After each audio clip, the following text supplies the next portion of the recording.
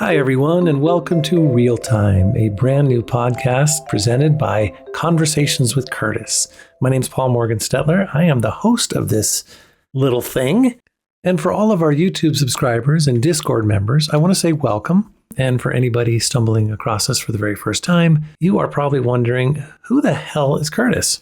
And while that's a very simple question, the answer is anything but I'll do my best. Back in 1996, I portrayed Curtis Craig, the protagonist of Sierra Online's full-motion video game Phantasmagoria 2: A Puzzle of Flesh.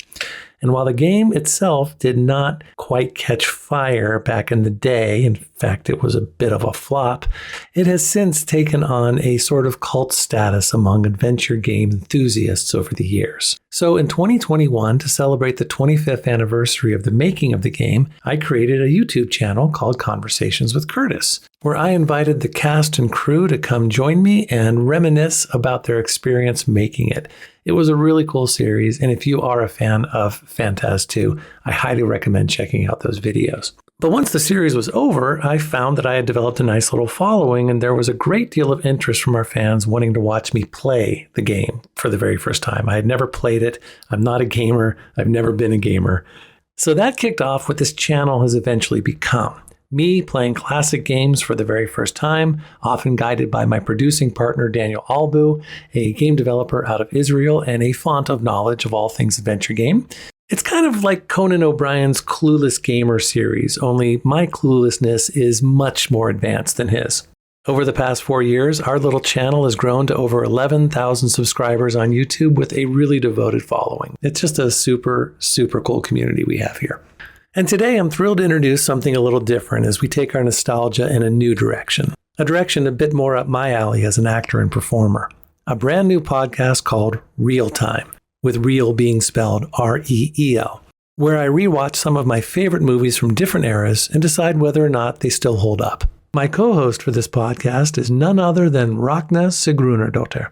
Now, for all you Phantas 2 fans out there, Ragna played Curtis's co-worker by day and dominatrix by night secret girlfriend, Therese. Ragna is a former actor, a successful painter, and a tremendously talented landscape gardener. She and I became good friends during the making of the game. She actually ended up marrying one of my best friends, and our friendship has continued throughout the years. Like me, she's a huge movie fan, and since we're roughly the same age, having watched many of the same movies growing up, it just seemed like a great fit. That said, depending on how the podcast goes, I plan to also invite other guests along for the ride to examine some of their favorite movies. My partner Daniel, my brother Casey, who I watched movies growing up with, actors I've worked with, and maybe even some of you. We'll see how it goes. Because Phantas 2 was released in 1996, Ragna and I thought it would be fun to start off by exploring some of our favorite movies from the 1990s. We decided to take one of our most cherished movies from each year of the decade and determine once and for all whether they still hold up. And I can't think of a more appropriate movie to kick off this podcast than the 1990 film Jacob's Ladder, written by Bruce Joel Rubin, directed by Adrian Lyne, and starring Tim Robbins. Jacob's Ladder is the film that writer and game designer Lorelei Shannon often cites as her inspiration for the story of Phantasmagoria 2, and the similarities are striking. Both Jacob Singer, played by Tim Robbins, and Curtis Craig, played by me, are protagonists suffering from different forms of PTSD, and both are plagued by hallucinations and flashbacks as they struggle to maintain their sanity. And in both the movie and the game, we, the audience, are often left questioning what is real and what isn't, all the way up to the final moments. So again, thanks for joining us, and please enjoy episode 1 of Real Time with Jacob's Ladder. So, Ragna, welcome to our exciting new project. Oh, thank you. So, what do you remember about the movie Jacob's Ladder, when you first saw it? I have to admit, I don't remember a whole lot. I do remember just sort of images. I just remember it was creepy. I remember it was a little confusing. I remember Tim Robbins, just sort of his little boy face. And that's kind of it, and then kind of like, it's maybe a little bit of like when you said, let's watch that movie to start with, I guess kind of feelings that came up more than actual. It's like, oh, Yeah, that was kind of a creepy movie. Oh yeah, Tim Robbins was in that. Oh yeah, that other actress. She's dead now, right? That kind of was, you know. Yeah, Uh, I mean, I think I had a slightly more, um, I didn't have real vivid memories of it because I don't think I watched the movie.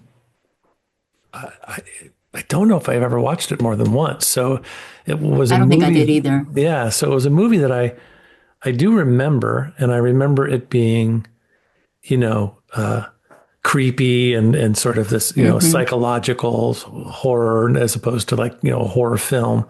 I do remember liking it.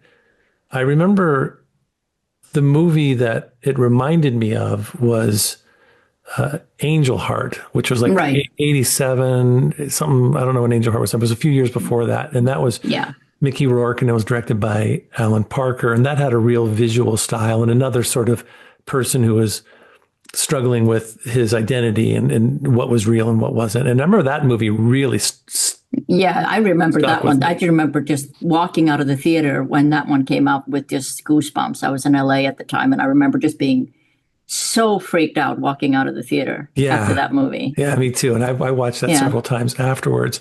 So Yeah. my thinking before we decided to watch this again, or before I put it back on, was it didn't stick with me as you know, it didn't fully stick with me. Although I knew it was going to be good. I knew that I remember Adrian Lyne, the director, was a visual. He did really good visual, work. Hmm. So yeah, I had the same thing. I didn't really have um, I didn't have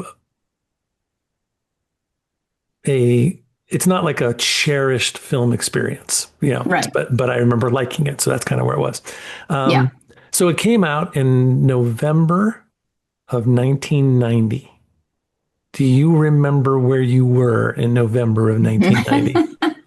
Very, very much so. Yeah, well, where were you? What was going on? I was probably packing most of my stuff, moving from LA. Actually, I was driving up to Seattle with most of my stuff all packed up just before Thanksgiving, with Todd and Sue and Tony, our friends that we went to acting school Todd with. was your Is husband at the mine. time? Were you We guys had not married? married. Okay. No, we had not married at the time, but Oh, I yeah, good was job. about 7 months pregnant. Oh my gosh. Okay. Yeah. Yeah. So I was very pregnant and we were going to Iceland and I was going ahead of him. So we had packed up our apartment in LA. We were storing it But you had with just graduated from, CalArts at the spring of '89. So this okay. is a year and a half later. And yeah, we were storing all of our stuff in Vancouver, Washington, Hmm. not Vancouver, BC, but where Sue's mom lived at the time, Okay. our friend Sue. And then I was flying out of Seattle to Iceland, or I was flying back.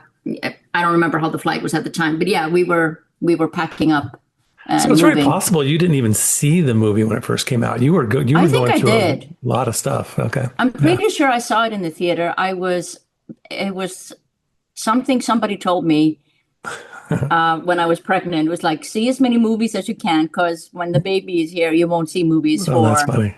for years. And it was, Yeah. of course, before you could stream every movie. Right. So I was constantly at the movie theater, actually, Hmm. probably traumatizing Melkor Yeah. guy in my belly with all the all the sounds. Yeah. She had to endure. I was in my second year of my graduate MFA acting program at Penn State. And so Mm. it was like right in the middle of my second year. So that was a transformative time for me because I hadn't, it took me a long time to decide that acting was the road I wanted to pursue. And I hadn't been around. So I kind of finally found like my people, my tribe. Mm-hmm. It was the first time I'd been around like-minded individuals who were trying to pursue that same thing. And that was a very vibrant time for me. And so I think I had to have seen it Yeah.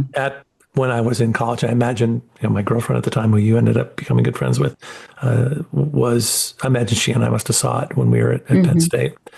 Yeah. So, okay, well, let's talk a little bit. I'm going to just go over some of the details of the basic production stuff, and then I want you to maybe do a quick little plot synopsis, and then we can talk about this a little bit. Okay. So I've just done. So it was directed by Adrian Lyne, who had become pretty famous by he had won an Oscar in some form or another. I didn't see what, but he won an Oscar for Fatal Attraction. He had also directed, prior to that, 9.5 Weeks, Flashdance. So he was a pretty popular director. And this was a big departure for him in terms of style. Mm-hmm.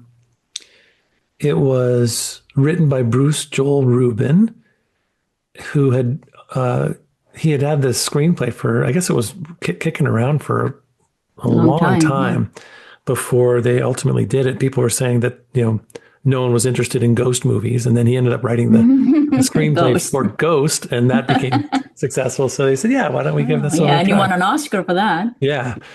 So that gave him a little bit more credibility. Tim Robbins and Elizabeth Pena were the two main actors. Danny Aiello, who was great. Jason Alexander in an early role. A lot of people that, sort of, and Macaulay Culkin. I didn't remember that he was in that. And I know. I had forgotten him too. Oh, God, he's so cute. He's so cute. And it's an uncredited role for some reason or other. I know. It's strange. So this was before his big breakthrough as Home Alone. Filming was shot mostly in New York in late 80s, and it wrapped up in 1990. I guess there were some creative differences, and so Paramount was supposed to produce it, but Carolco Productions took over and gave him more of his freedom. Released in November of 1990. It was budgeted for $25 million. It only grossed 26, so it basically broke even. Critical response was not great. It was okay, and but it's become a big cult following ever since, and it's inspired films like The Sixth Sense. And I'm reading I don't know, Wikipedia kind of thing. It inspired video games such as Silent Hill, which I've never played. But of course, it's also inspired Lorelei Shannon who wrote Phantasmagoria. And so watching this film again, I really did see so much of, what she was inspired by. Yeah, definitely. Yeah. And I read somewhere too about the Paramount, not wanting to put out the movie because they wanted a different ending or something. But that other company that ended up releasing the film did Angel Heart. Oh, wow. Isn't that something? They produced Angel Heart. So that's kind of a connection there with Angel Heart. Oh, that's great. Which makes sense that they kind of were like, yeah, we're into creepy stuff. We'll do it. Okay. So why don't you tell us a little bit about just a general plot synopsis? Okay. We can do this well. So we meet Jacob, who is a young man who is a Vietnam vet, and he is back home in New York living with his girlfriend. They work at a post office together, and we learn that Jacob is divorced, and there was a family tragedy where his youngest son died. He's very tormented. He starts having nightmares. He is seeing things, and we kind of start wondering. Yeah, Vietnam vet, and we start wondering: is he going insane, or are things happening? Then he meets up with his army buddies, and they seem to be going through similar things. So now it's kind of a little bit of a conspiracy, kind of what did the government do to us plot line there, and then he just keeps spiraling into some crazy, creepy world that sadly doesn't end too well. And we don't always know what's real and what isn't. That's part of the film. You know what's in his mind and what's really happening and all that. So pretty much from here on out, we're going to be giving all kinds of spoilers. So before we do that, we can do did you ultimately enjoy watching this movie this time? Would you give it a go see it, or or are you not so into it? I would definitely say go see it. Yeah. I think I got more out of it this time than I did when I saw it Yeah, the me first too. time around. Yeah. I Totally. actually ended up watching it twice. Oh, wow. Yeah, I didn't do that, but I was really surprised at how much I liked it and Yeah. how much depth there is to it and how Hmm. the way they play with time and the way there's so much symbolism and Yeah. It kind it's of, you can really kind great. of get lost in all the symbolism. Yeah. Sometimes I And think maybe they needed to cut a little bit, focus it right. a little more. And But it has yeah. a wonderful it without giving too much away, it leads up to a really surprising you know, ending, I guess. So anyways, for those of Hmm. you who haven't seen it, would like to experience this without spoilers, you should stop listening now. And from now on, we'll just keep on talking. So one thing I did find out was one of the things that Rubin was influenced by was a short story that ultimately became a Yeah. short film called "The Occurrence at Owl Creek Bridge." Hmm. And if have you ever seen that little film? No, Oh, I did see that. I mean, I didn't see that, but I did see that that was influenced by that. I'm curious about it. it's great, and I'll give you just a Yeah. quick rundown on that. So it's a short story that ultimately became like a short 23-minute film that was filmed by I think filmed in France. A filmmaker from France made it, and Yeah. it's basically a soldier. It seems like some sort of a civil war, or it's an older, and he's about to be hung. You never know why, but yeah, Mm. there's soldiers there. The noose is around his neck. He's standing on a bridge, must be Owl Creek Bridge, and they're about to, send him to his death. Hmm. And in the film, what happens is that as he's falling from the bridge, the rope breaks and he lands in the water. And now he's trying to escape. And so the whole film is him avoiding the soldiers trying to catch him. And it's really quite striking. You can tell it's a low budget movie, but it's really quite Hmm. striking in its cinematography, and there's some incredible shots in it. And he ultimately makes his way home to his wife and kids. And then again, I don't, at this point, I don't want to, but there's an ending there. Yeah. And that's pretty surprising. And so, in fact, Rod Serling put that movie into one of his Twilight Zone episodes, and I went to watch it, and it's the only episode because we have Amazon Prime and Twilight Zone's available. That's the only episode that you actually have to pay extra money for because I think Oh, it's some interesting. rights and stuff. But Yeah. my brother found it's a really hard to find. You can't find it on YouTube or anything. But we did find a copy of it, and so what I'll do is I'll make sure to put the link for that copy of the film for people to watch later on if they want to. But The Owl Creek movie, you mean? yeah, and I'll Yeah. send it to you, of course, as well. Yeah. So yeah, a couple other things before we get into it. So let's just talk about the casting a little bit. So, or I guess we can Yeah. get into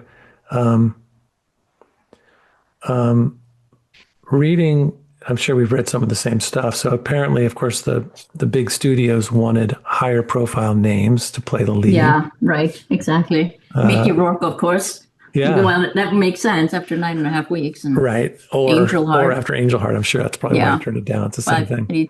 but being that he worked with him, Yeah, with they wanted Adrian. Richard Gere, Dustin Hoffman, Yeah. Al Pacino. They were all interested. Don Johnson and Mickey Rourke both turned it down.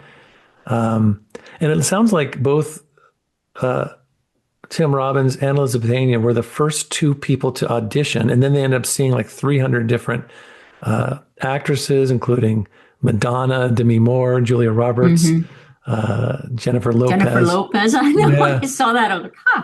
That's Interesting. crazy. But Yeah. Lyne ended up going with them. And I think it was a great choice. Yeah. Tim Robbins had just come out of Bull Durham, and he was playing sort of those dopey, funny comedic characters. And so this was an opportunity for him to break out of that. So, Yeah. yeah. Yeah. I think it's interesting when I did see both Bull Durham, Bull, Bull. Bull, Bill Durham. Bull Durham, Bull Durham, and then this one. I didn't quite understand the appeal of Tim Robbins at the time. Mm. Especially in Bull Durham, I was like, what does Susan Sarandon see in this guy? I really don't see it. And then when he came out in this, I was like, he's just such a pudgy baby face. I don't know. It's just not my cup of tea. But I thought he was so cute this time around. I was like, oh my God, he's adorable. That's true. Because there are moments like at a party where, it seems like a lot of women, it's much like Curtis in Phantasmagoria 2. A lot of women seem to be very attracted to this very normal looking person. So it makes me think, I had those moments of like, only in the movies does somebody get that much attention. But thank God for the movie. But he really does. He's really grown on me. I think he's super charming, and I think he was perfect casting for this. Yeah, for sure. Because he was kind of, it would be distracting to have someone like Richard Gere or even Mickey Rourke. I think so too. And that he was younger than them and just more, this was just, some of those actors seemed like they could, they had a persona that seemed like they could withstand some of the psychological trauma. And he was just so vulnerable, all the way throughout, I know. He just wanted to take care of him. Okay. So let's talk about the movie. So it starts with the Vietnam scene, they're all sort of just in between, they're all on some sort of there's nothing happening. They're all at some sort of a camp. Hanging out. And then we see that then all of a sudden, there's a commotion and we realize that they're being attacked by the enemy. But there's some weird stuff happening right away. There's the soldiers seem to be zoning out and there's this strange kind of otherness.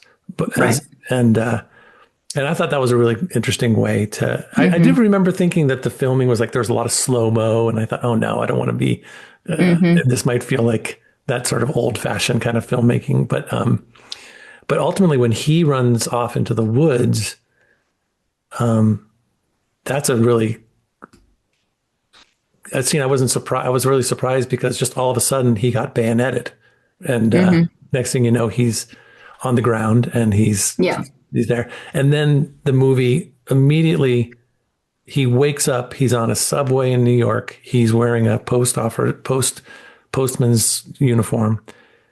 And you see that he's been dreaming, which I think was a great way. Like, you don't know, now I immediately don't know what's going on. And even before that, when he gets the bayonet, you see in his face, something isn't right.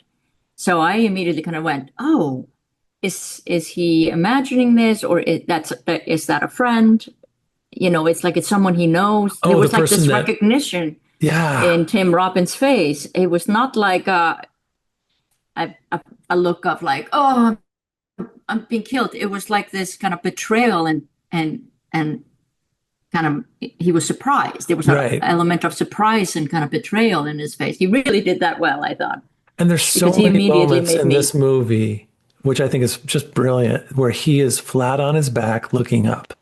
It happens over and over again. Yes. And all the stills you see from the movie too. There's most of them are Tim Robbins. He's looking up and there are people looking down at him, which is really great. And that's very relevant, considering what happens at the end. On the train, he's reading Albert Camus' The Stranger, which is great, all about existential sort of, meaninglessness and nothingness and all that. And then I don't know if you noticed, I noticed there was an apple on the floor. I didn't. Of the subway. And I don't know what the apple always represents temptation and things like that. But that was interesting. And that moment where he goes into the other train. And he sees this woman and he basically, and it's funny because there's a couple moments where I almost feel like they did this on purpose, but you notice how like Tim Robbins he has that sort of surfer laugh, like, he has that sort of, they did that a number of times when he was in the first scene in Vietnam. And then he does it again. I almost feel like they were going, okay, the studio's like, okay, cool. You can have him do the serious thing, but we need a little Bull Durham in here. Yeah. We need to get a That little was bit of actually that. so charming when he goes to pee in the forest in the opening scene and they're making fun of him Yeah. and he Yeah. kind of goes Yeah, totally. Totally. Yeah. It was very cute. And they call him the professor, which is great because that comes back Yeah. too.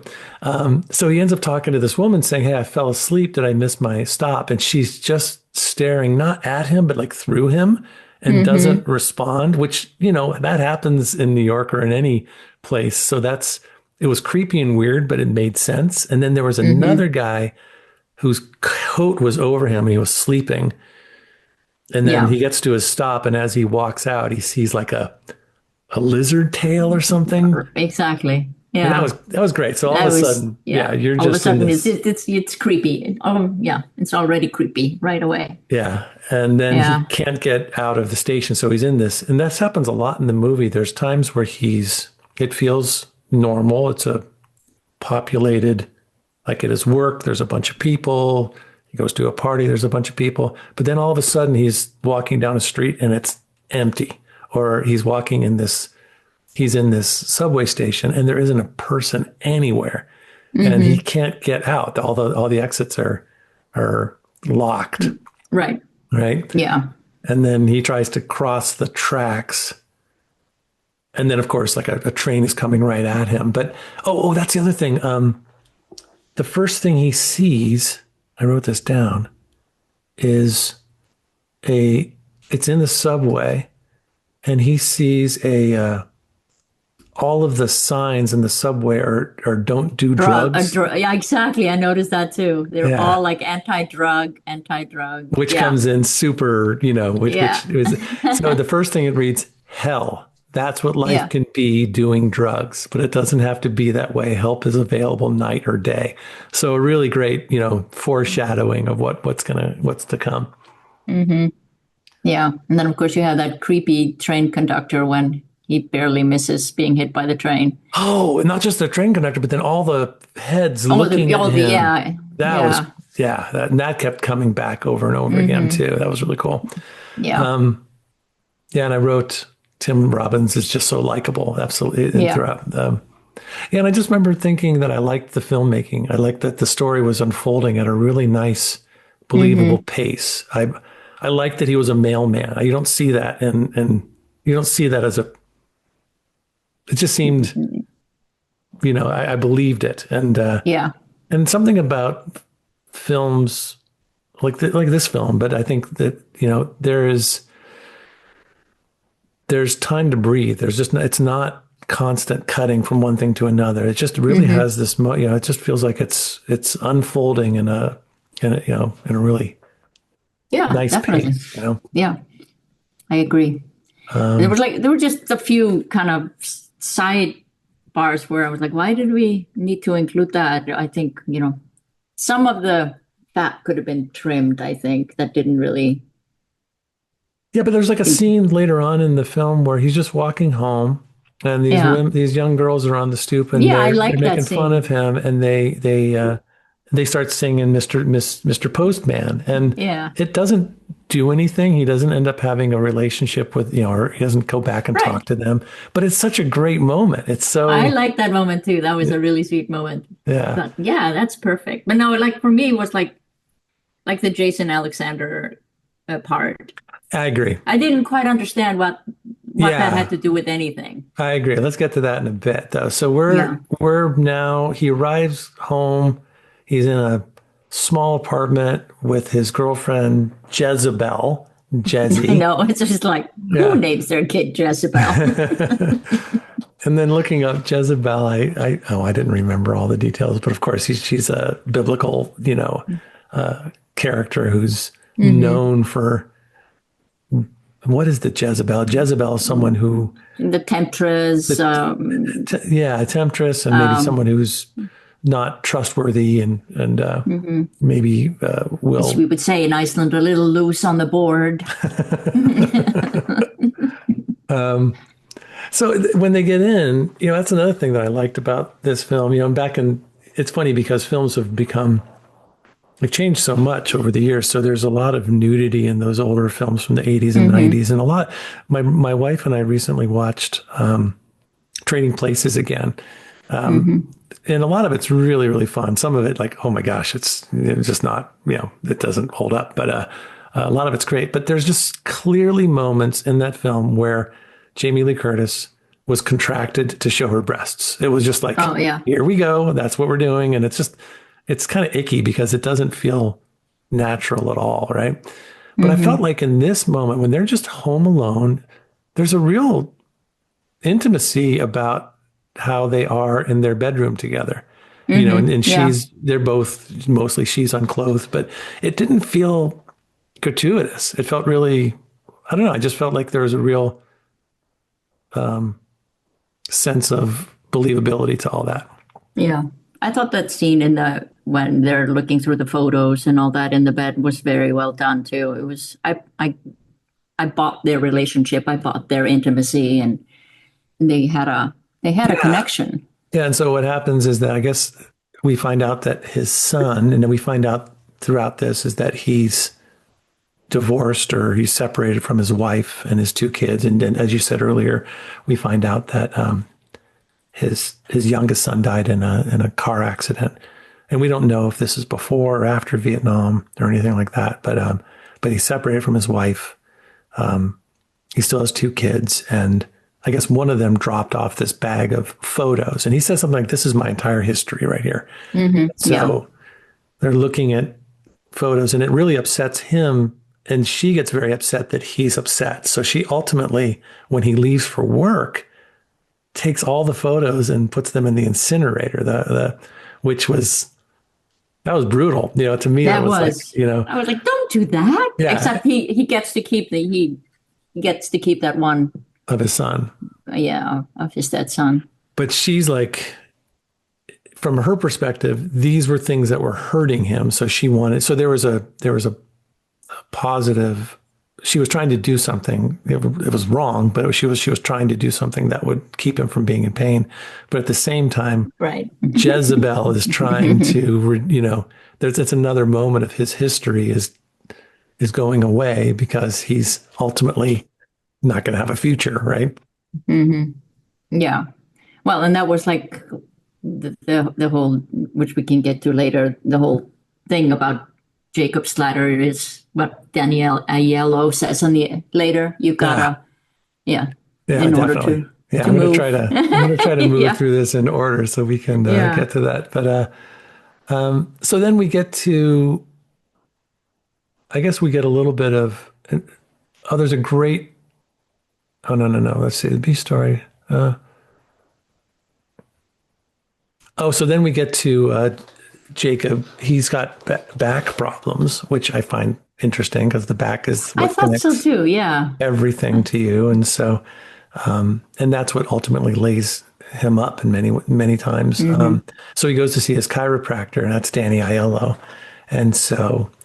And he comes also across... kind of funny. Yeah, and also kind of funny that I remember I actually worked for a chiropractor in 1990 in LA when I had just gotten pregnant before I went to Iceland. And I was doing telemarketing for this chiropractor, getting people to come in. And it was like everybody in 1990 was a chiropractor. Do you remember that? It was like everybody was going. Everybody was like, I have a couple of girlfriends who were, marrying chiropractors and friends. It was like that was the thing in 1990. That's chiropractors. Funny. So so he's we find out he's in the post office. Let's see. So Danielle is fixing his back. He says he saw his ex-wife Sarah, and that he should go back to her. And then we also learned at that point that he was 6 years into getting his PhD, which is why his fellow soldiers were calling him the professor. But he ultimately works at a post office and decided he didn't want to, after Nam, he didn't want to think anymore. I thought that was interesting. And so we then... But he doesn't want to think yet. He's reading Camus on the train. And then... as he's getting his back adjustment, there's another flashback to Vietnam where the soldiers, and that just keeps going. The soldiers, there's a little if you were just to cut together the Vietnam story, it's a short story, right? There's a big fight. He gets stabbed. He gets discovered by soldiers. He gets airlifted out. And then we find out what happens at the end. So, yeah, at that point, the soldiers are seeing him with the flashlights. And again, that's people looking over him. He's on his back. And then we go back to the chiropractor. And now Louis, who's Danny Aiello's character, is standing above him, and there's like lights behind him, and he looks like an angel. And in fact, at one point, Jacob says, "You look like an angel," right? Yeah. And he is. And he goes, "You always tell me that." And he does sort of represent that. Ultimately, comes back, and he does represent that sort of other side of the hell that Jacob's going throughout this film. Yeah. And then that's one of those moments where he's coming back, and he sees. And now he's on like a deserted street. I think that's maybe when he meets the girls and stuff, and he's walking down a deserted street. And that's when a car starts to, some guy chasing him, yeah. And some guy basically says to look out, and this black car is running him down, and he gets out of the way. And that's when he sees, I think it's the first time he sees someone in the back with a shaky head, right? Remember the shaky head thing? Yeah, yeah. Oh, they're so creepy. Yeah. And I read actually that there's no post-production, any kind of CGI, anything. Computer. Yep. Yeah. They did it all in the takes. Yeah, I read that too. So yeah, I think that was the first time. Here, I'm gonna read this too. So it might have been one in the subway or something. In the subway. Well, the creepy faceless guy at the back of the subway, he didn't do the shaking, I don't think. Okay. There might have been one more, but that was the first time I remember seeing it in the car. Yeah. So for the iconic, I'm gonna quote Screen Rant right now. For the iconic shot of the shaky head doctor, for example, Lyne filmed the actor swerving his head around while keeping the rest of his body entirely still. Lyne shot the actor at 4 frames per second.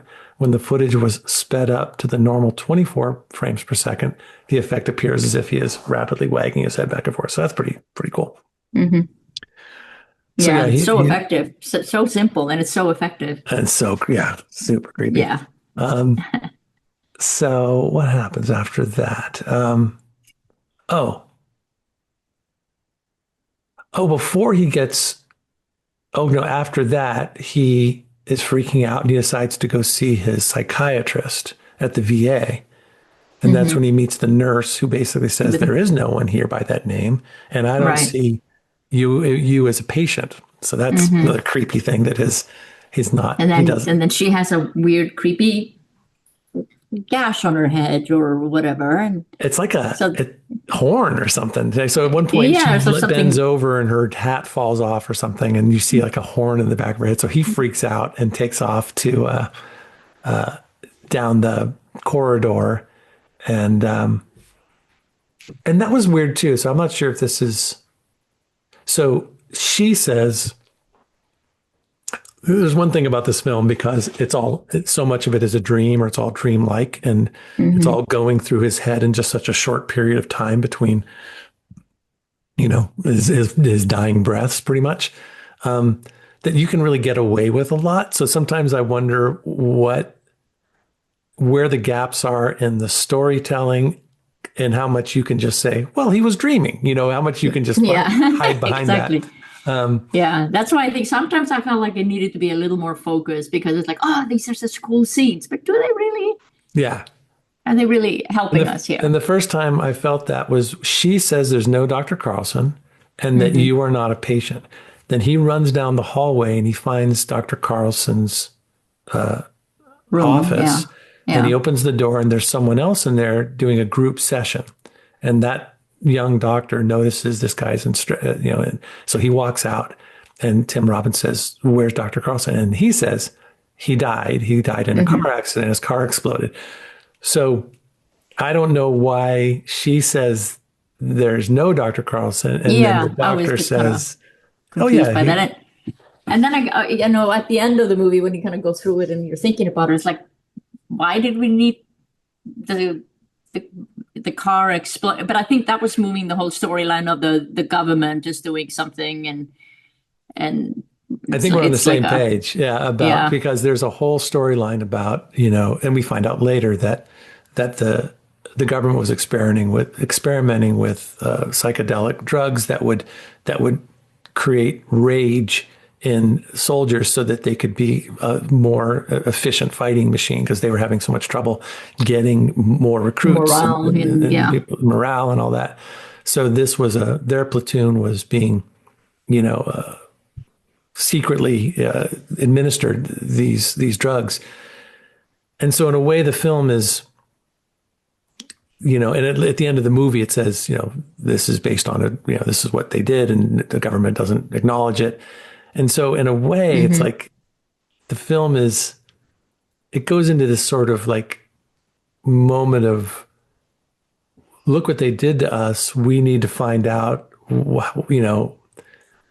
and it works for the most part, but there are times where I feel like it does take the story off a little bit. They're just, they're trying to bite too much off, I think. Exactly. Yeah. But like all those hospital scenes, though, like the nurse and when they walk through later when they take him through all these hallways and all that hospital and patient stuff, that really reminded me of Phantasmagoria. Oh, big time. Yeah. We'll get to that in a minute. Yeah, for sure. Let's see some of my notes here.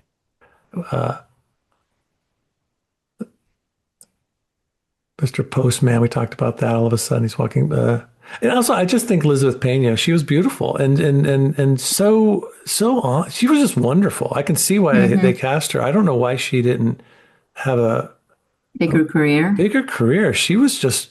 I think she was I think she was a raging alcoholic. Maybe later. I mean, I don't know what she was like back in the day. She probably was at the time, because I think it takes a lot to die of alcoholism at 55. So I think she probably was already pretty far gone with that. Okay, cool. So now we're about to get to the party. And there's a couple scenes in like him at the post office, and he sees her, and there's just some great moments of. Yeah, I like those two. Yeah, the post office.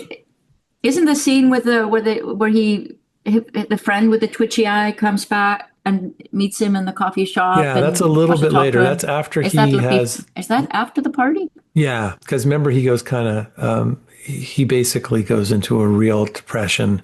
Yeah. And that's when she starts to get really upset with him, and then he gets the phone call. So yeah, we're coming to that.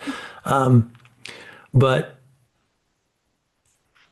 yeah, so there's those moments in the post office, and I loved, they must have been used. I mean, the locations are just nowadays you just feel like they're, I don't know. There's something so real about the places that they created. So he goes to the Christmas party, and it's this big apartment, and he starts to see more and more strange things, like a skinned sheep's head in the refrigerator. Yeah, or a cow or whatever. It was big. Right. And she's dancing and having a great time, and he's uncomfortable and kind of walking around. And he goes upstairs and he sees this woman sitting on the stairs, and she asks if she can read his palm. And I thought that was a great moment. There's two moments in that little scene that I loved. She's looking at his, they're kind of flirting, and she's looking at his palm, and then she basically says, well, this is, not in a creepy, weird, like, oh my gosh. She was just like, in a fun, kind of drunken way, like she says, according to this, your lifeline, you're already dead. And he kind of smiles and laughs. And what I liked about that moment is that a lot of movies would have had like a big totally. And it was just sort of a moment, but it was great. And it's, and that's the first time I think in the movie that we go, this is when you go back and watch it a second time and you go, oh, this movie's telling us everything we need to know. And if we miss it, it's right there, I love that. And then at one point, Jesse comes over and says, she sees them talking, and she says, are you flirting with my man? And she said, like, yeah. And she goes, okay. And it was just very, I like that. There was no, it's just very, very human. And then it gets crazy. He sees the weird dude in the corner, and he starts to do that. that's the head's thing. And then he sees Jesse, she's dancing with a man after he doesn't want to dance anymore. And then she turns into really, like a really, devil, yeah. and it becomes like a sexual thing. And that's when Jacob just has a mental breakdown, and he basically has a seizure pretty much at the party. And she's mad at him. They get back to the hotel or back to their apartment. Yeah. But then she realizes when she takes the temperature, she's got like 107 degrees. And then they get him into a bathtub and they're putting ice in there. And that was a creepy moment. And, you know, and isn't that when we see the flashback where Yeah, that's when he all of a sudden is with his wife. Oh, that moment is fantastic. Yeah. That's my favorite part of the film. Yeah. Because I love that too. That was really well done. Even if you know, as a moviegoer, like, oh, I know this is just a dream. And, you know, even if you know, you don't really know. I mean, I knew because I'd seen the film, but right. There were so many times he was waking up from Vietnam, from this, from that. And so, and there were so many times about, you know, talking about his ex-wife and his kids and all this. Yeah. So that he wakes up in his room with his wife. It's just great. It's such a beautiful moment. And I found myself, even though I knew and I you know, had seen the movie before, I found myself going, yes, let that whole life, that other life with Jesse in the post office be a dream. Because he said, I was having a crazy dream. I was living with this woman from the post office. And I'm like, oh, please let it be a dream. Let him be back home. Totally. And it's one of those, it's like the best moment. Anybody who's had kids, you know, or if you've been with, you know, if you've just been with family or whatever. Yeah. But, you know, his young Macaulay Culkin, he and his wife they're talking about, I can't remember what they're talking about, but he basically says, I had a dream that I was living with this woman from the post office. and they were joking around. He goes, yeah, she was pretty good in bed and all this. And you can tell they just had a good relationship. And then they start to fool around a little bit. And then Macaulay Culkin comes in and says, Dad, I can't get to sleep. And it's just that classic moment. And so he goes to take him back to his room. And it's just a great moment. That was such a cute, it was like with the door. You know, just those little things. It was, don't close the door all the way. You can close it this far. But then at one point, just a very simple moment where like the two other kids, which I think are twins, who we don't really get to know at all, but they're in bunk beds on the other side of the room. And as he's talking to Macaulay Culkin, one of the kids goes, Dad, I didn't give me my allowance. And he's like, I need my allowance. And he goes, it's 5 a.m. Can I give it to you in the morning? He's like, okay. And the other kid just goes, love you, Dad. And then, and then he goes out of the room.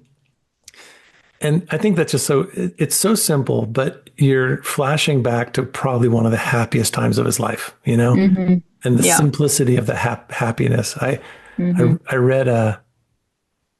read this article in the New Yorker about this, New York Times about he's a podcaster, comedian, I can't remember his name, but he cites a joke that I guess Louis C.K. told. And it's a guy he's going on vacation, and he said he puts his kids in the back seat and he gets them locked in. And then his wife goes in the front seat and he shuts the door. And as he's walking around the car, that's his vacation. You're walking from the car to getting in the front seat, where he just has a little bit of time. Everybody's safe. Everybody's good. And he can be alone from like one side of the car to the other. And I think that's one of those moments in this film where that was a great moment. Yeah. Yeah. But then he wakes up, and it's horrible because he wakes up back in the bathtub filled with ice. You know, he's not in a warm bed, and he's back in the ice, and then,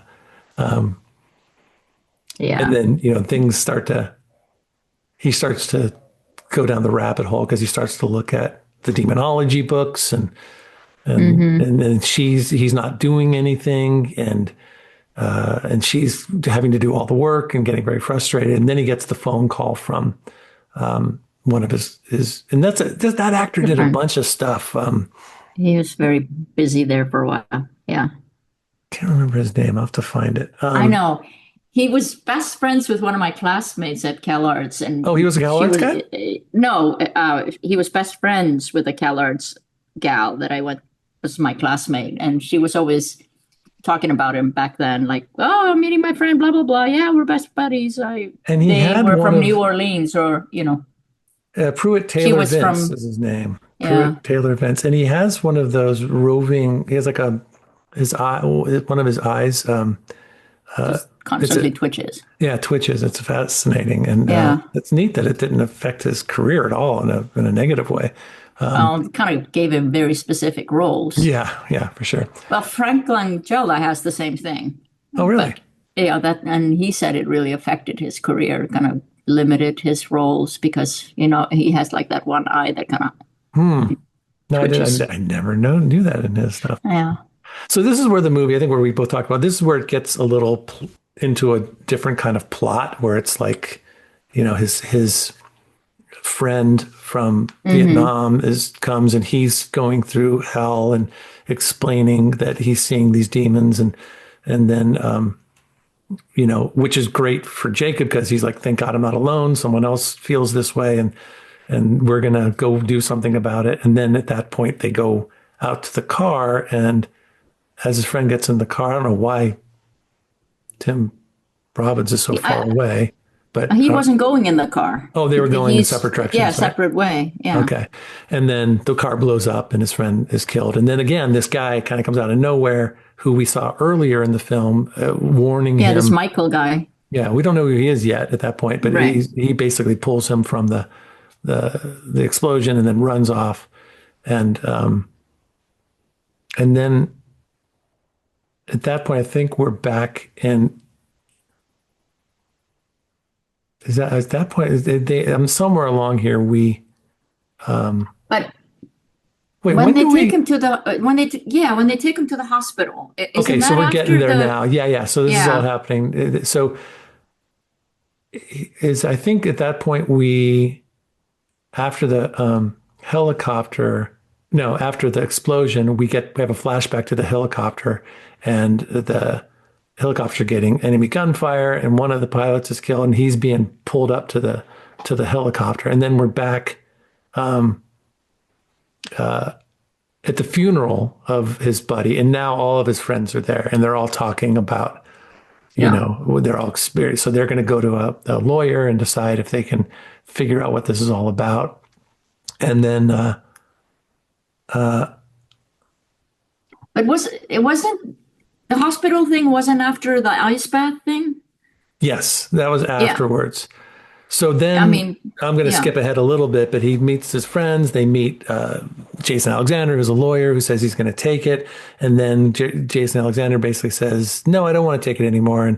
And then and then his friends ultimately say, we're going to draw it all of a sudden, like, we don't want to do this. So he's not sure what's going on. And then he gets picked up by these goons in a car, right? That have been following him from that first earlier on. And they bring him in the car. They say, you know too much.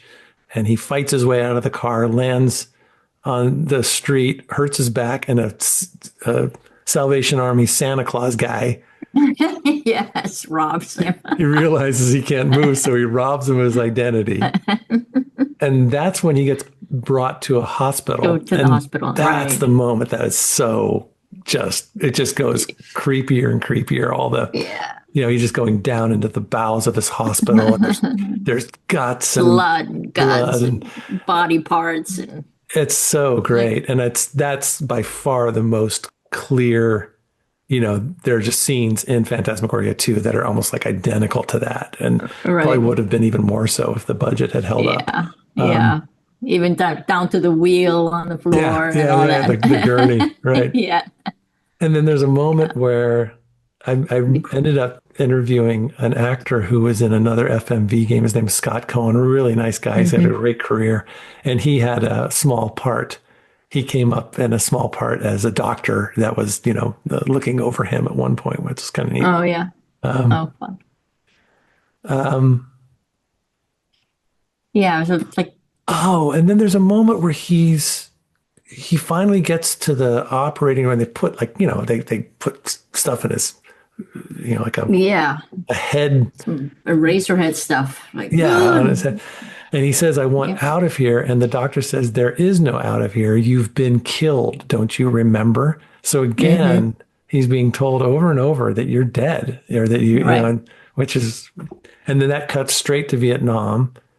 And they're saying, come on, guys, we're losing him. Move it for fuck's sake. So just really, just creatively. So I think so many films stole from this, I think this movie, I hadn't seen anything like this, that did such a great job of,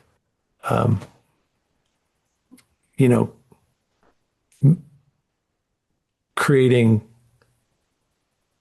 I mean, again, the film, this whole movie is what, 3 hours from the time, it's him dying in Vietnam, and all this other stuff fits in what he's thinking about and all the images he's having. He's trying to remember good times, but then all the evil comes in, and then the angel. Oh, that's when we really see the vibrating man down in the bowels of the hospital. That's based on a famous photograph. Well, on a painting too by the Bacon. Oh, is that right? Yeah, Francis Bacon. Yeah. He did that painting of the man. Oh, right. No, I have to look that one up. And I did see the photo. There's a photo of a man with no legs, and it's Oh, the legman. I thought you meant the shaking of the head. He based that on Francis Bacon painting. Oh, okay. Yeah. So I read something about the no legman. That was a famous photograph, right? Yeah. Yeah. So he then finally wakes up and he's in a real hospital. So again, you think that this horrible hospital experience and and it's so nightmarish is part of the fever dream that he's having after he got dumped onto the street from the car, and now he's in a more regular hospital, and he wakes up and his wife and two of his kids are there visiting him, I don't remember what happens. He says he still loves her. She says she still loves him or something, and yeah, it was a very short scene. Right. And we realize that he can't get out. And then eventually the chiropractor, Danny Aiello, comes in to save the day, and he's screaming and basically saying, you hacks, what do you think you're doing? And they're going to give him, saves and gets him out of there. Yeah, and he gets him out of there, and they brings him back to his apartment. And again, he's working on his back. Again, he's on his back, looking up. And that's when we get to a really great moment where it's really the theme of the movie. That line. Yeah, this is where I talk a little bit about what he says to him there. Well, basically that in order to move on, you need to let go of the emotional pain and your memories in order to make it basically to heaven. Yeah. I wrote it down. I thought it was really neat. And that's like a famous line. Who said that? Meister Eckhart. Yeah. Eckhart, a philosopher. Yeah. And I think, if I'm not mistaken, Jacob was a philosophy major. And so Louis was like, what, you're a philosophy major and you don't know Meister Eckhart? And he says, he paraphrases him and he says, so he basically, as Louis is working on Jake, he asks if he's ever read that German philosopher, and Jake says he hasn't. And the philosopher said, the only thing that burns in hell is the part of you that won't let go of your life, your memories, your attachments. They burn them all away. But they're not punishing you, he said. They're freeing your soul. So the way Eckhart sees it, if you're frightened of dying and you're holding on, you'll see devils tearing your life away. But if you've made your peace, then the devils are really angels freeing you from the earth. It's just a matter of how you look at it. That's all. And it's funny because it feels on the nose, but in some ways it can feel on the nose that this film is saying, okay, here's our theme. But I loved it. I just thought it was really well done. And I realized that the movie is about Jacob having to struggle with letting this go and being able to let the angels take him as opposed to the devils holding him back, you know? Which kind of wraps up at the very end when they were like, he put up a fight. He put up such a fight, and he was like, he was fighting and fighting, and it wasn't until he was able to let go of his attachments to and his then pain and to his memories. And it's almost like this film could have been, I mean, it's not even that long. It's not even 2 hours, I know, which is pretty impressive. It was perfect length. They packed a lot in there. But then we get back to sort of the war stuff. And then Michael comes back and we find out who he is and that he was the chemist that they forced to make this drug. And now Jacob realizes that, and that's the big reveal, is that they weren't attacked by the enemy, that the drug had become, they gave way too much of the drug to the soldiers and they all went nuts. And so they ended up attacking each other. And we find out that he was stabbed by his friend. Yeah. And that's that look you were talking about, that he's like, what is going on here? And then at the end, we see him taking a cab back to his apartment and he's greeted by the doorman who knows him, lets him in. It's all very positive. And he goes into the apartment and it's empty, or it's early morning. So everybody's still asleep, I suppose. And he goes and he sits in the living room. And at that point, I think Jake kind of remembers that we hear like Louis saying that same quote again. And then he looks over and he sees, there's also a lot of music in this. The music I thought was great. I loved it too. A lot of James Brown. The overall soundtrack I thought was really good. Sometimes it was a little too ominous, but for the most part, I thought it was great. Well, it was great in 9.5 Weeks and Angel Heart too. So I think that's credit to the director. And then he really the director's a different director for Angel Heart. Oh, Angel Heart. Yeah, that's right. But like 9.5 Weeks, great. You know what's funny is the director of Angel Heart, Alan Parker, directed one of your and my films that we're thinking about for the 1991 Commitments. Great soundtrack too.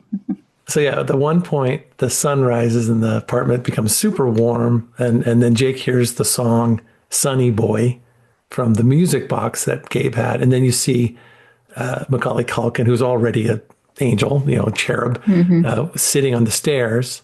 And then he goes over to the stairs and the sun really is comforting him and coaxes him to go up the stairs. And as they do, you see that it's all white. And so you get the sense that Jacob is giving up his demons and moving into the light, which could have been a great ending. But then you end with, which I thought was just brilliant, is that, and this is what's very similar to Currents at Owl Creek, is that you cut back to Vietnam and he's back on his back looking up and you see two doctors and one doctor says,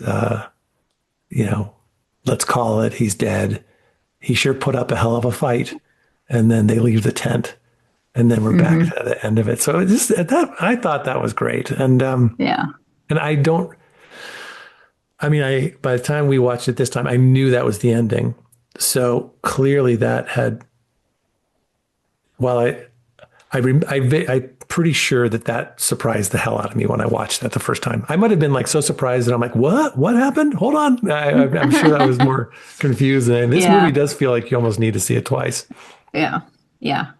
And maybe not 30 years apart, but I read somewhere that like the studio wanted, and even in the original script or something, that ending with the staircase was supposed to be much more symbolic of a Jacob's ladder type into the heavens, and Adrian thought that was just so kind of cliche, and he didn't like that, so he opted for the staircase in his apartment. It's like, no, it's just the staircase in his apartment.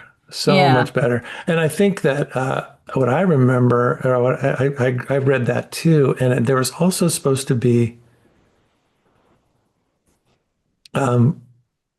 Jezebel was supposed to come back in her demonic form, and they were supposed to fight on his deathbed before he ascended to heaven. So Yeah, I think they shot that scene, didn't they? I think that's a deleted scene or something. Oh, I think there are a bunch of deleted scenes. I Yeah. don't. Do you ever do? I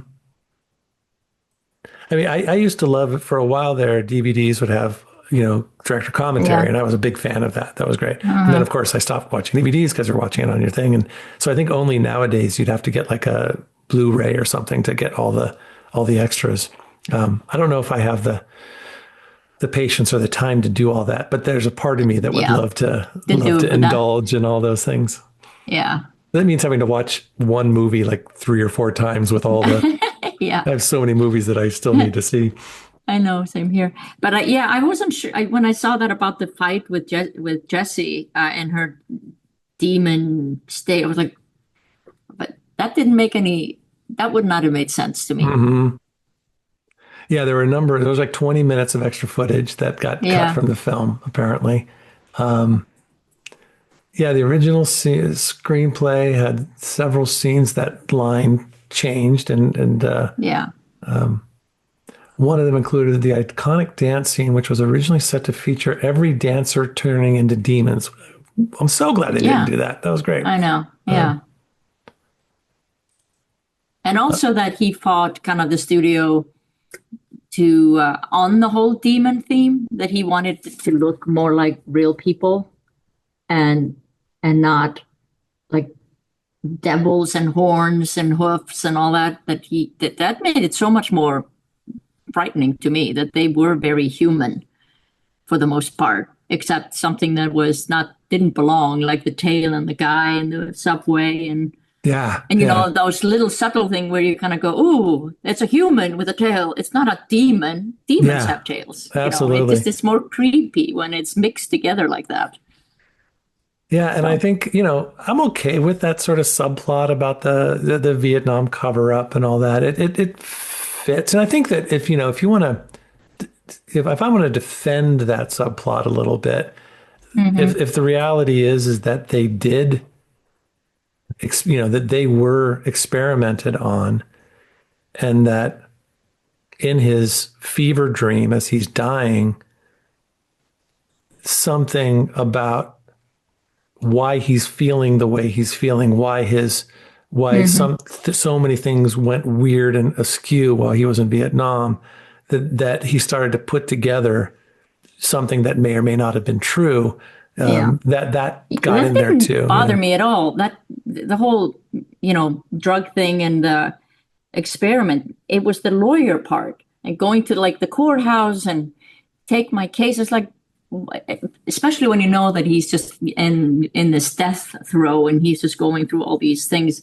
It just was too logical. It was too like, oh, I hired a lawyer and I'm going to the courthouse and we're filing a suit. It wasn't in the same vein as the rest of the film. And there was one moment that stuck with me where he's on the phone and he calls one of his soldier buddies, and he's on the phone and the guy goes, "You got to let it go. I don't want to do this anymore. You got to let it go." Yeah. And then he hangs up and you see that the other guys are in there too. And for some reason that didn't ring true. It's like that was the first time that we left Jacob's point of view and we went and sort of all of a sudden we were somewhere else that he wasn't aware of. I found that kind of that was a little out of same here. That was like, that didn't fit. That didn't belong somehow. But I gotta say, that actor, he drives me insane. By the way, that actor, I can't stand him. Oh, I don't know which one you're talking. I don't know his name. Not Ving Rhames, the other guy, Eric LaSalle. No. Eric LaSalle. Yeah. Oh, really? Not your favorite? Awful. I don't have enough information to remember. He was on ER. Oh, right. I really didn't like him on ER. And I am not a big fan of Jason Alexander either, except on Seinfeld. He was perfect in Seinfeld. And that was Ving Rhames, who had a very small part. Yeah. And he was great. And I just saw him in something new that I think you would like. Don't want to change the subject, but he's in a new TV show. What is it called? Something Lies. Thief, lying thief. No, thief. No, yeah. What was it called? Something thief. Something lies and thieves. Lying thieves that lie. People lying. Something that thieves that. Yeah. Oh, I have to get back to I'll you on find it. But it. anyway, it's a Yeah. really, really good show. Yeah. I really liked it, and he plays. He's good in it. Yeah. He's aged well as an actor. I Oh, think that's kind of good. has gravitas. Yeah, so that's it. Two other things, and we'll let this go, and then we should just choose our next movie. This will be fun. Yeah. Let's. Oh, a great line where Macaulay Culkin, when he grabs his hand, he says, "Come on, let's go up." I just thought it was Hmm. really simple, Yeah. and then the Al Jolson. I should have grabbed the lyrics, but I did write down that the Sunny Boy, he writes, "I don't mind gray skies," and so that Hmm. whole song, it kind of I think fits the Meister Eckhart thing, where it's about letting go of dark times, and so Hmm. finding a song like that I thought was great. So yeah, overall I got to say this movie just surprised me with how much I liked it and how much Hmm. better it was than I knew. I thought it was going to hold up, but it's way better than I thought it was going to be. So that was a Yeah. nice surprise. No, I agree. I agree. And like I said, I watched it then again because the first time I watched it this time around, I watched it with Ron, and we watched it like you watch a movie. We just sat on the couch and we had beverages and popcorn or whatever, and I was just enjoying the movie. And then you sent me like, well, here's some stuff to think about, and I'm like, oh, well, I better watch it again. Yeah, I'm making you work. This is not just some popcorn. This is a real deal here. I know. So I watched it by myself again, and I was actually kind of shocked how I wasn't like, oh God, I can't believe I got to sit through this again. I was enjoying it Both even more times. because Oh, now I was thinking about the stuff you were, right, and right. noticing these moments and kind of keeping an eye out for it. Okay, so we just did a Okay. movie from 1990. The goal for this series, at Hmm. least the beginning of the series, we'll see how far we get, is to do one movie from every year of the 90s. Fantastic 2 was filmed in 96 and released in 96, so we were right in the middle of the 90s. So that was kind of our playground back. I think 1990s was kind of our most. I have a lot of time. I did a lot of stuff in the 80s too. So 80s, Yeah. 90s are kind of my Hmm. was where I played the most. And so, but I Yeah, think and that now of course coming back to I was seeing so many movies in the 80s and 1990. I have a baby at the beginning of 91. so not So as my many movie, movies back then. not so many movies in the beginning of the 90s. Well, I ended up seeing them all, but not going to the movie theater as Right, much. right. So you gave me a list of, and Hmm. I compiled a list, and we have six. I have 20 movies, and a bunch of them are going to just be. So what we're going to do is we're going to take turns tossing them out. I'm going to share my screen so you can see it. Some of these I know we wouldn't watch, but I remember liking them. So Yeah. the first six, you and I both were on both Uh, of our lists, and okay. then the next three are yours, and the other ones are ones that I found. So I'm just going to say that there's absolutely no order of preference, but here's the 20 that we came up Yeah. with from 1991.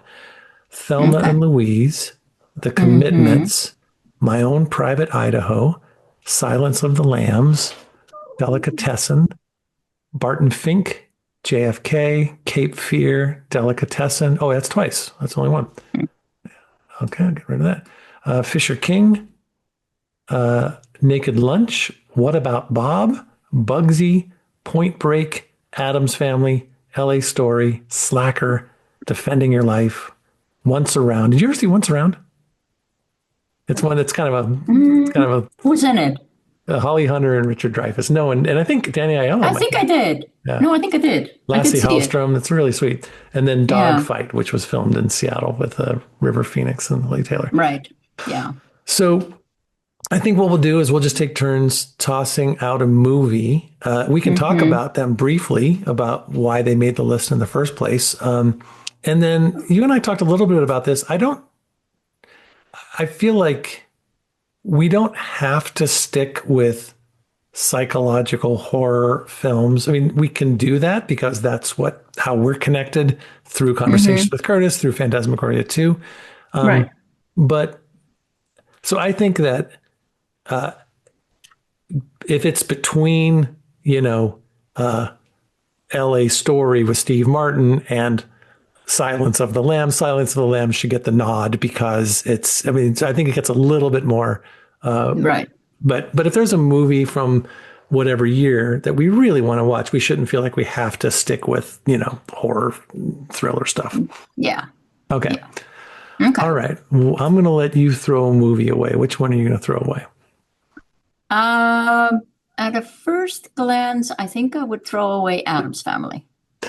Yeah, me too. Although the only reason I have it on there is that there was an Addams Family pinball machine in the. That's right. I remember that. in the break room. In the break room that we all spent a lot of time playing. So I thought, but yeah, I don't know if I want to, and I don't think I ever really. It might be fun to watch, but I don't think that's going to make it. Okay, so that one goes away. Okay. All right, then I'm going to. I'm going to get rid of JFK. Yeah, that was going to be my second one to get rid of. Yeah, it's I actually too just long, watched it. And did you? It might be. It just. Yeah, I don't know. It's too close to home these days. Yeah. Okay. It is. It does hold up. I'll bet it does. Yeah, I'll bet it does. And yeah. Yeah. Okay. So meaning. I'm kind of tempted to throw away Bugsy. Okay. That was one I think I'm with you. I'm not going to fight for Bugsy, but I do think that I remember thinking it was really good. And that, I remember that too. And I remember that was the first time I really saw Annette Bening, and she was just amazing I know. in that film. She was. Yeah. And I think that overall Warren Beatty really he just makes good movies. When he was making movies. Okay, Bugsy's gone. Bye, Bugsy. I'm going to throw away my own Defending Your Life. I really like Albert Brooks, but if I'm going to watch one of his movies, I'd much rather watch Lost in America, which I think is brilliant. I do want to see Defending Your Life again at some point because I didn't like it as much, and a lot of people think that's his best film. I thought it was a little. And that's the one cheesy. With Meryl Streep. Right? Yeah. But maybe. Okay. But I am a fan of Albert Brooks. Okay. No Defending Your Life. No. You're next. Let's crank through this. Yeah. So do you have some on your list that I don't remember? Here's the ones I know we're not going to watch. We're not going to watch Dogfight. I think it's a movie I would like to see again. It's got River Phoenix and Lily Taylor. It's about and then Once Around, we're not going to watch that, but it's a really sweet film. LA Story I thought was really great, but I don't think that quite works for us. Slacker. I wouldn't mind seeing Slacker again. These are all movies I would like to see again at some point. Let's see, the ones I'm interested in. Let's just go to the ones. Point Break. That's a fun, cheesy movie, but let's not do that one. Yeah. I love What About Bob? One of my favorite comedies of all time. I just watched that not too long ago too. Okay, well that's maybe not, but I'm not going to throw that away yet. Cape Fear, I don't know if I can do it. It's a little too Robert De Niro-y for me, and that's a creepy scene with in the theater. It's so gross. Yeah. Okay, so what we really have is Thelma and Louise, Commitments, My Own Private Idaho, Silence of the Lambs, Delicatessen, Barton Fink, Fisher King, Naked Lunch. What About Bob? Okay, hold on. Okay. I think maybe get rid of Silence of the Lambs. I'm kind of with you. Why? It's so well known and it's been so talked about and it's such a meme, as you would say. Yeah. I will say that I didn't like it as much as everybody did. I remember seeing a movie called Manhunter with I really like that one. I always like that one more. That one was so much better to me. I think we talked about that. Oh, did we? We've actually talked about that. Yeah. And I thought the guy who played Hannibal Lecter was so much more believable. And I felt like Anthony Perkins was just having fun being. It just seemed over the top to me. Yeah. So okay, good. I can live without that. Okay. Delicatessen, it's a great film, but I don't know if that's and they did Amelie, which is one of my favorites, and so maybe we'll get rid of that. So that leaves us with Naked Lunch, Lyne. Fisher King, Thelma and Louise, The Commitments, and My Own Private Idaho. Ooh. And What About Bob is still in there. I've only seen Naked Lunch maybe once, so I have almost no. I've only seen Fisher King only once, and I'm kind of interested in that. Yeah, same here. I can see The Commitments anytime. I love that movie. Yeah, that's been on my list to see again for a long time, The Commitments. And then Thelma and Louise, I think I've only seen that once, so I'd be interested in that. Yeah, So, okay, now this is going to get hard. So now we have to start throwing things away. All right. What do you go next? Oh, Barton Fink, of course. Barton Fink. Yeah, the only thing I remember about Barton Fink is just Turturro looking weird with his hair. You know, and the only thing I remember about Naked Lunch is the poster. That's basically all I remember about it. I'm gonna toss out Idaho. Okay. It's a little too indie, small little indie film. Okay, good. Oh, which is, you know, could be fun. But. Right, I'm with you. Okay. I mean, I'm gonna throw out. I'm gonna throw out Barton Fink. Okay. Oh, we're getting. Okay. Your turn. Then I'm going to throw out Fisher King. Okay. All right. Have you seen that more than once? No. Have you ever seen it? I have. Yeah. Okay. I've only seen it once. But I don't remember much about it. It's Jeff Bridges, right? Yeah, no. But it's also Jeff Bridges and Robin Williams, and it's Robin Williams. That's right. What's his name? Terry Gilliam. I'm a fan of his. Yeah. All right. Okay. So it's Thelma and Louise, The Commitments, Naked Lunch, What About Bob? Oh my God. So you have two. Kind of lighter and two kind of heavier. Mm-hmm. Well, Thelma and Louise, we kind of do a 6 degrees or less than that, 1 degree of separation with Tim Robbins. Oh, because Susan Sarandon. Yeah. Yeah. And What About Bob? I mean, I really liked it. I just saw it like a year ago or something like that. I don't think we need to talk about it too much. Okay. Okay. So now it's Naked Lunch, The Commitments, or Thelma and Louise. I think we both love The Commitments, and I think that we're going to have a hard time finding anything wrong with it. And I could watch it again, but I maybe we just take out maybe we force ourselves to watch one of the other two. Okay, sounds good. That's hard to say. Well, then I love that film. Yeah. Thelma and Louise and Naked Lunch. That's weird. That's a weird. How did we get to these two? So it's like most people saw. Yeah, maybe you should do that. Most people saw Thelma and Louise. I don't think too many people saw Naked Lunch. I don't know. So our group of people might have. We just saw a really creepy movie that feels. If we do Naked Lunch, then I feel like we're right on a path of same types of films. You know what I mean? Mm-hmm. Yeah. I wouldn't mind seeing Thelma and Louise again. I have a feeling it's cheesy and not nearly as good as. I think it was great for its time because it was finally about two women doing things that men have always done. And but I'm open to watching that again. Let's give that a try. Yeah. Okay. All right, let's do Thelma and Louise. How do we do that? There's all these movies but I want to watch that. No. It was not because psychologically it's number one on your list. Oh, maybe so. Maybe so. I don't. Maybe. All right. So we're going to do Thelma and Louise unless we change our mind and decide to watch something else. So that'll be our next one. Okay. Well, thanks for joining us, and we'll be back with. Okay. Oh, by the way, I think I have a new name for our podcast. Okay. What is it?